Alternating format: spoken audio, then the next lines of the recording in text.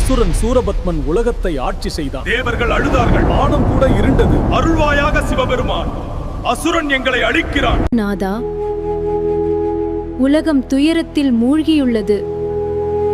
அழிவில் இருந்து வீரன் பிறப்பான். இவை தர்மத்தை காக்கும் சக்திகள்.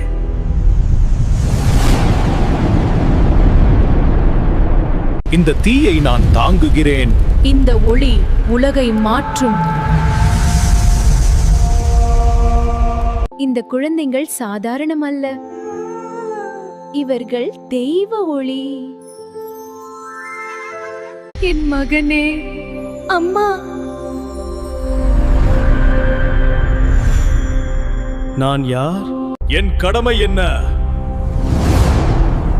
அதர்மத்தை அழி.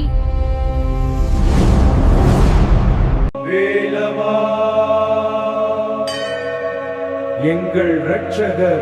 நீதிக்காக நான் பிறந்தேன். அழிவின் நடுவே பிறக்கும் ஒளியே தர்மத்தின் வெற்றி. தெய்வ சக்தி பிறக்கும் போது இருள் ஓடும்.